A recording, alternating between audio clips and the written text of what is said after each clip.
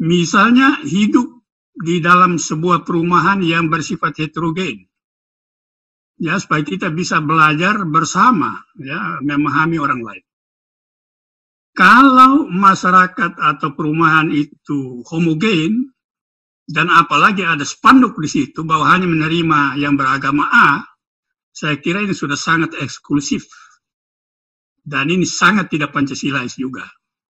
Ya, sebab dengan segera kita menstigma orang bahwa di luar kita itu pasti buruk.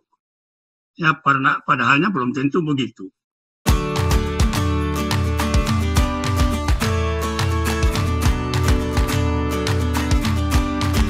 Bagaimana sebenarnya toleransi agama ini mampu diterapkan secara real?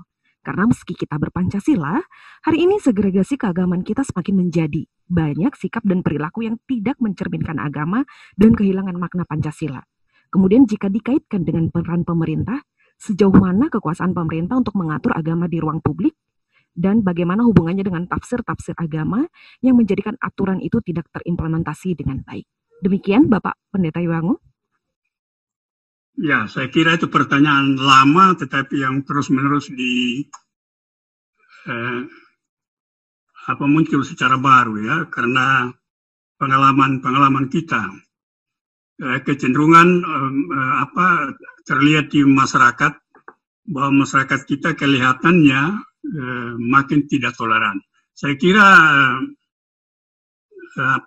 toleransi atau kerukunan pada umumnya menurut saya itu masih cukup baik, tapi memang harus diwaspadai berbagai insiden atau hal-hal yang muncul di masyarakat yang bisa membawa kita kepada bahkan sampai kepada perpecahan. Ini saya kira terlalu jauh dirumuskan oleh saya, tapi kita harus waspada terhadap hal itu.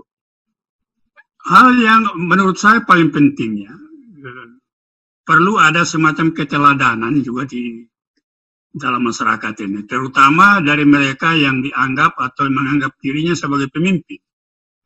Ya, kalau keteladanan itu tidak ada di dalam perilaku dan sikap, pasti itu akan diikuti ya, oleh orang-orang di bawahnya. Dan menurut pengamatan saya, seringkali keteladanan tidak ada, adanya gap ya antara apa yang diucapkan ya dan apa yang dilakukan.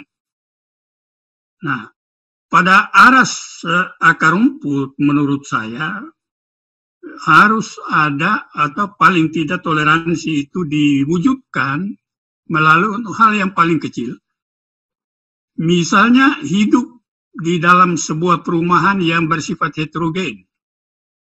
Ya, supaya kita bisa belajar bersama, ya, memahami orang lain.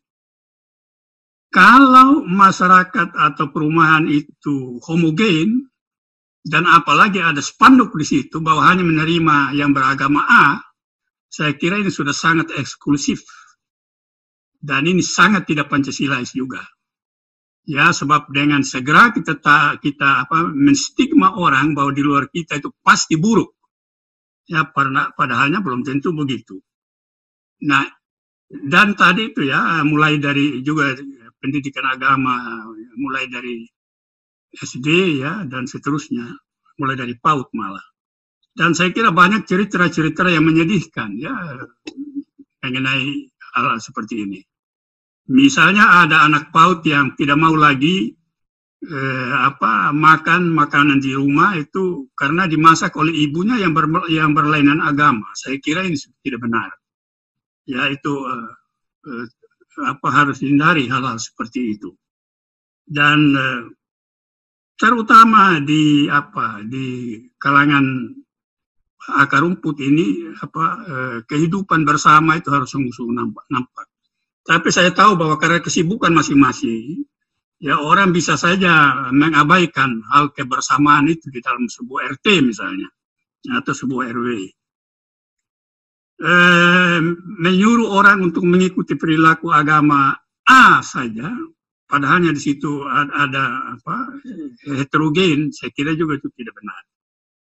Nah, apakah pemerintah harus mengambil tindakan yang katakanlah keras? Saya kira ini tidak mudah juga. Sebab kita sudah punya pengalaman dulu, ya ketika Pancasila itu disampaikan melalui penataran-penataran yang bersifat doktriner, ya itu tidak bermanfaat, ya. Kemudian hilang begitu saja dan malah generasi muda tidak tahu apa-apa lagi mengenai nilai-nilai itu. Nah, karena itu sekarang misalnya dibentuklah BPIP itu, tetapi tidak untuk mengulangi kesalahan dari lembaga seperti dulu itu, lembaga BP7. Ya, inginnya dia supaya itu dimulai pendidikan atau kehidupan Pancasila secara persuasif, ya mulai dari bawah. Tapi untuk melakukan itu kan tidak mudah juga. Ya, tidak bisa diukur hanya dalam tempo 1 atau 2 tahun. Jadi proses ini masih panjang dan pergumulan kita makin panjang, masih panjang. Tapi kita optimis bahwa itu bisa.